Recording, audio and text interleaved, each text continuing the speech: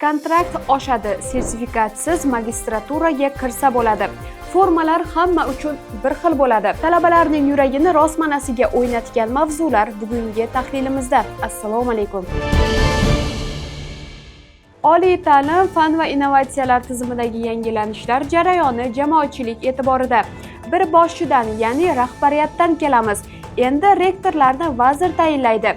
Oliy ta'lim, fan va innovatsiyalar vaziri Qo'ng'irotboy Sharipov oliygoh rektorlarini tayinlash tartibi o'zgarayotganligini ma'lum qildi. Endilikda bu jarayon vazirlik darajasida amalga oshiriladi.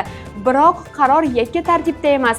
Vazir so'zlariga ko'ra, tayinlovlar prezident administratsiyasi va vazirlar mahkamasi bilan kelishilgan holda qabul qilinadi. Bu yangi tizim nimasi bilan farq qiladi? Birinchidan, rektorlar endi tasodifiy emas, balki tizimli tayyorlangan kadrlar orasidan tayinlanadi. Bu jarayon ilgari e'lon qilingan rektorlar maktabi tashabbusi bilan uzviy bog'liq.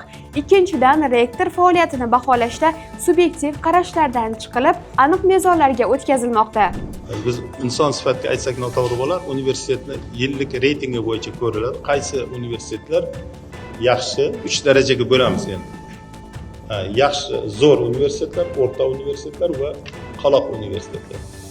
Yaxshi universitetlarga biz 20% qo'shimcha rag'batlantirish beradi. O'rta universitetlarga 10% rag'batlantirish va qaloq universitetlar moliyalashtirish, ya'ni qo'shimcha moliyalashtirish qilinmaydi. Demak, shu universitetlar qaloq universitetlar.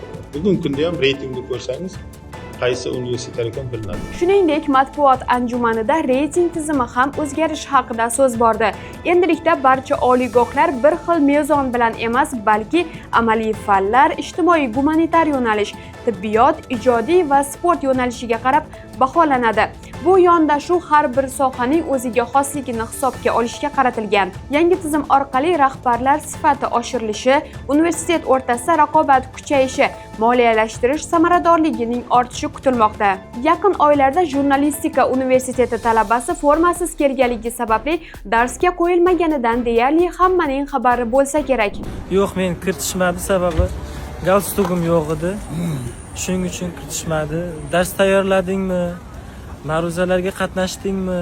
Adabiyotlarni o'qidingmi deb hech kim mendan so'ragani yo'q.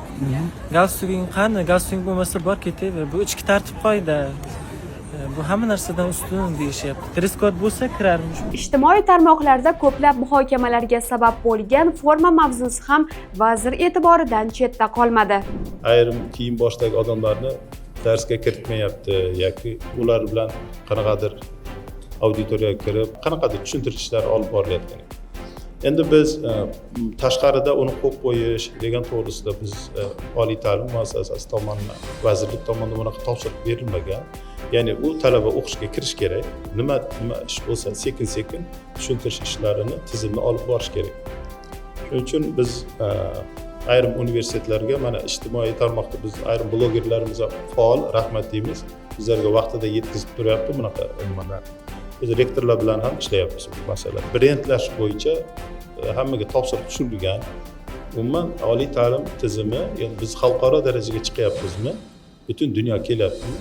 Bu yerda ajralish bo'lmasi kerak. Hamma bir xil qonun qoidalarga, ishchi tartiblarga rioya qilish kerak. Shuning uchun biz masalan mana bunday forma kiyish kerak degan masalan oq ko'ylak, qora galstuk, qora kostyum degan gap to'g'risida gap ketmayapti. Shu har bir universitet o'zining ruschasiga aytganda spesifikasidan kelib chiqib, o'zi kiyinish kerak. Har bir universitet uni o'zlari ichki tartib qoidasida ko'rsatilgan.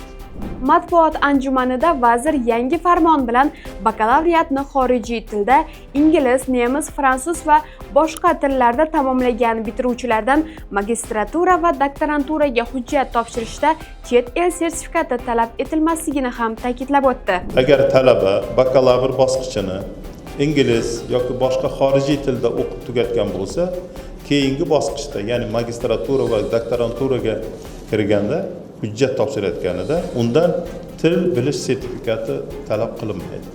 Oldinlari Westminster, Singapur universitetlarini bitirganlar ham magistraturaga topshirayotgan paytda ulardan talab qilardik. Sertifikatini eskirib ketgan, yangilab keling deb. Bu nohaqlik edi. Shuning uchun bu narsa Endi bundan keyin bu universitet bitiruvchilaridan sertifikat talab qilinmaydi. Demak, bu talaba uchun ortiqcha sarsongarchilik edi.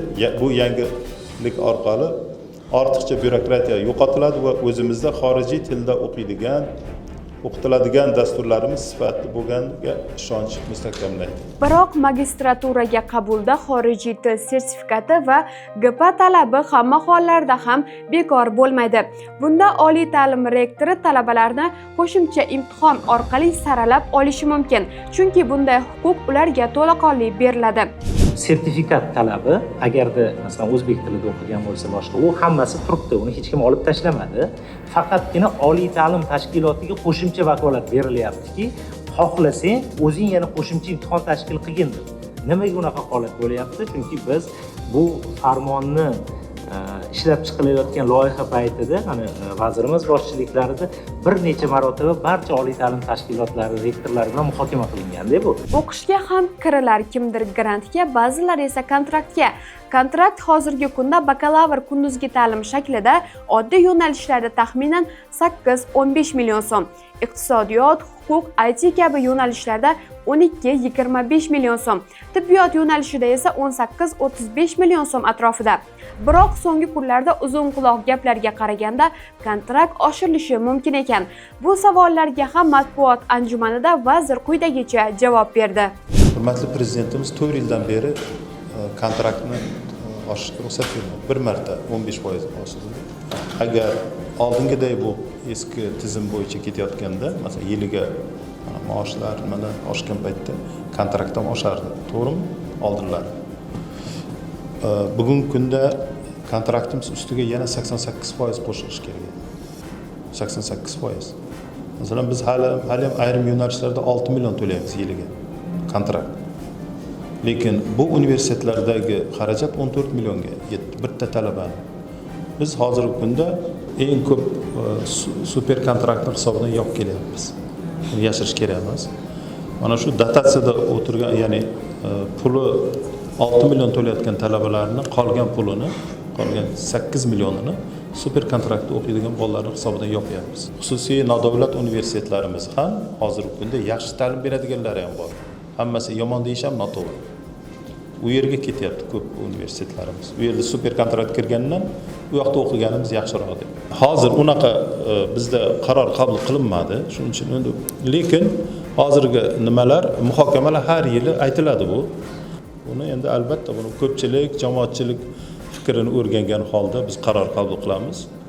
Demak, yangi o'quv yilidan hali kontrakt ko'tarilmaydi. Unaqa deb men ko'tarilmaydi, ko'tariladi degan narsani ayta olmayman. Buni moliyachilarimiz bor. Biz universitetlarni biz saqlab qolishni kerak deydigan bo'lsak, bu ustida o'ylashimiz kerak. Ta'lim sifati yaxshilanadi, loyihalar belgilanmoqda va buning barchasi hozircha jarayonda. Yakuniy natijasi bilan esa yaqin yillarda yuzlashish umididamiz. Ta'lim yangiliklarini bizning ijtimoiy tarmoqdagi sahifalarimiz orqali kuzatib boring.